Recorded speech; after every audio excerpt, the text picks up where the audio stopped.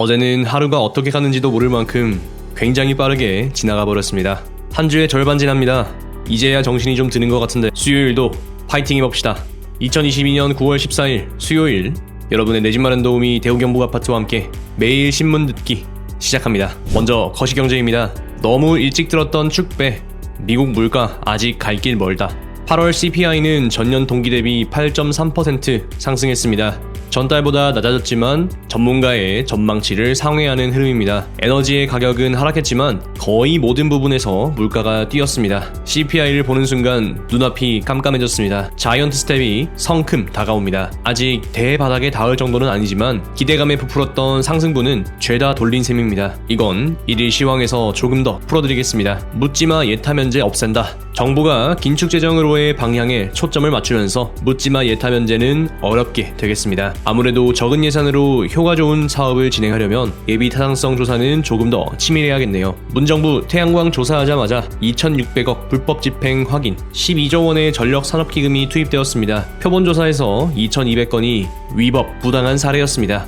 막대한 돈을 집행하려다 보면 밀려드는 신청 서류에 태양광 일찍 처리되는 게 곧 돈이니까 민원이나 업체는 매일, 매시, 매분 찾아와서 뒤엎습니다. 빨리 해달라고 말이죠. 정부, 사업주, 양측 모두 쉽지 않습니다. 돈 남아도는 초중고, 단체로 잠옷까지 사입어 교육 교부금이 남습니다. 애들은 없고 써야 할 돈은 관리가 안 되는 것이죠. 총파업 나서는 금융노조, 주 36시간만 근무 주장에 은행원마저 외면. 오는 16일 6년 만에 총파업이 예고되었습니다. 그런데 온도 차이가 있는 모양입니다. 금융노조가 주장하는 총파업의 쟁점은 임금 인상률 6.1%와 근무시간 주 36시간입니다. 4.5일제의 대두. 시대가 변하고 있는데 각각의 입장은 사뭇 다른 것 같습니다. 자영업자 빚 일반인의 4배, 청년 4명 중 1명은 실업자. 자영업자들의 부채 부담이 상당합니다. 청년 세대는 취업난과 코로나19로 인한 고립, 이중고에 시달리고 있습니다. 세상은 차가운 양극화입니다. 추석 연휴 끝나자 신라면 왕뚜껑이요, 초코파이도 몸값 뛴다. 오리온은 12년 만에 초코파이의 가격을 올립니다. 라면 가격 역시 15일부터 인상됩니다. 점심값 아끼려 애쓰던 직장인의 희소식 반값 햄버거 나왔다. GS25에서 찐 오리지널 비프버거가 반값에 나옵니다. 100% 소고기 패티인데 가격은 4,000원이라고 하네요. 런치플레이션이 고민이면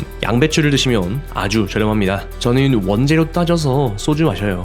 2030이 주류판을 흔든다. 저는 소주가 원재료 어떻게 만들어지는지도 몰랐습니다. 희석식이 아니라 증류식을 마신다고 합니다. 그러니까 점심값을 아껴서 저녁에 고급술을 마시는군요. 근데 옛날에는 희석식 소주를, 그러니까 이를테면 참이슬이나 처음처럼 같은 것들을 각 2병씩 했지만 지금은 원소주, 화요 같은 고급술을 각 2잔씩 하니까 그 돈이나 이 돈이나 같은 느낌이긴 합니다. 뭐가 더 맛있는지 아닌지는 모릅니다. 술 마실 시간이 어디 있어요. 머리 대면 자기 바쁘고 눈 뜨면 신문 읽기 바쁜데. 다음 섹터입니다. 부동산. 아파트값 더 떨어진다. 압도적 전망. 2030 영끌 쪽 공포. 단기 시장에 대해서 보수적인 전망이 우세합니다. 내년 2분기는 지나야 한다는 의견이 중론이군요. 전국장과 대구장은 서로 영향을 주고받을 수밖에 없습니다. 거시경제 속 미시경제니까요. 하지만 부동산은 개별 입지마다 가격 논리가 다르기 때문에 또 다르게 움직이는 경우가 있을 수 있습니다. 결론, 미래는 아무도 모른다. 집값 떨어지는데 재산세는 4천억 껑충. 집값은 2년 전 가격으로 돌아갔는데 재산세는 고점 기준으로 부과되니 이거 참 이러지도 저러지도 못하겠네요. 그래서 과세 표준이 중요합니다.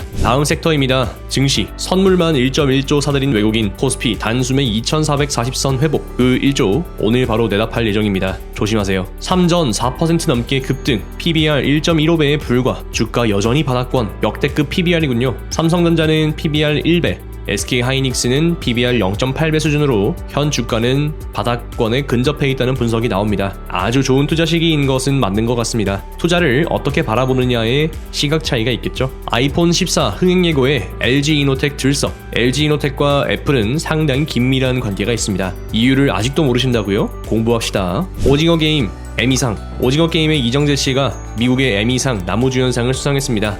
오징어 게임 축하드립니다. 여러분 수리남 보셨어요? 재밌던데. 다음으로 차트 보면서 일일 시황 확인해 보겠습니다. 별로 안 보고 싶군요. 먼저 코스피와 코스닥입니다. 2.74% 상승한 2449, 코스닥은 2.44% 상승한 796을 기록했습니다. 코스피의 현재 주가 위치는 기준선 수준에 위치하게 되겠고요. 기준선 이후에 저항을 받을지 추가적인 돌파가 있을지 지켜봐야겠는데, 어제 미국 증시 상황이 좋지 못하기 때문에 이건 반납할 가능성이 크겠죠. 2400선을 지지할 수 있는가 여부가 중요하겠고, 더 밀리더라도 2380을 하회해서는 안 되겠습니다. 추세가 상당히 지저분합니다. 다음으로 지난밤 미국 증시입니다. 나스닥은 마이너스 5.54% 하락한 12,033, S&P는 마이너스 4.32% 하락한 3,932, 다우존스는 마이너스 3.94% 하락한 31,104를 기록합니다. 어제 시황에서 이 기준선 수준이 조금 그럴 수 있다 라고 말씀드리면서 CPI 보자고 했는데, 기대와는 다르게 CPI가 높게 나오면서 큰 하락을 보여줍니다. 이 4일 동안 열심히 상승해서 올라갔는데 단 하루 만에 다 반납한 형국이고요. 이런 그림은 상당히 급격하다, 좀 씁쓸하다 이런 생각이 듭니다. 참 손에 잡기 어려운 게 시장이죠. 이러한 미국장의 영향은 오늘 우리의 코스피와 코스닥에도 영향을 줄 것으로 생각이 됩니다. 다음으로 비트코인입니다. 마이너스 9.94% 하락합니다. 여기도 6일 동안의 양봉에 거의 절반 이상을 하락하는 모습을 보여주고 있고요. 역시 여기는 전쟁터와 다름이 없습니다. 그림을 만들어 가려면 적어도 2만 달러의 지지는 반드시 필요하다는 것을 다시 한번 기억해 봐야겠습니다. 다음으로 원유입니다. 마이너스 0.46% 하락하며 87.61 기록하고 있습니다. 위치는 기준선 수준에 위치해 있는 것을 확인해 볼 수 있겠네요. 다음으로 미국 10년 장기 국채금리입니다. 3.412를 보여주고 있습니다. 고점을 뚫었고요. 이렇게 되면은 직전 고점인 3.497도 넘어설 가능성이 큽니다. 정말 계산하고 싶지 않았는데 계산을 해야 하는 그런 상황이 와버렸네요. 전체적인 파동상 여기에서 추가적인 상방이 열리는 그런 그림으로 이어지게 될 것 같습니다. 아름다운 건 3.2에서 저항받는 거였는데 아쉽네요. 왜 인플레가 안 잡히노? 그죠? 다음으로 달러원 환율입니다. 아침에 달러를 일부 매도했는데 순식간에 직전 고점 뚫고 올라가고 있는 모습을 보여주고 있습니다. 괜찮습니다. 저에게는 아직 70%의 달러가 남아있기 때문에 올라가면 좋죠. 다시 한번 말씀드리지만 저는 1100원대부터 꾸준하게 매집을 해왔습니다. 그러니까 지금 여기에서 매입을 해서 추가적인 수익을 낼 수 있을까에 대해서는 고민을 좀 해보셔야겠다 생각합니다. 자산시장의 규모가 줄어들고 있습니다. 그렇기에 우리는 기초 체력을 기르기 위해 조금 더 노력해야겠죠. 오늘도 우리에게 주어진 이 하루가 헛되이 흘러가지 않도록 지금 여기에서 여러분들이 할 수 있는 최선을 쌓아가실 수 있기를 기원합니다. 힘들 때 웃는 자가 인류라고 하죠. 우리도 시원하게 웃읍시다. 감사합니다. 여러분의 내집 마련 도우미 대구경북 아파트였습니다.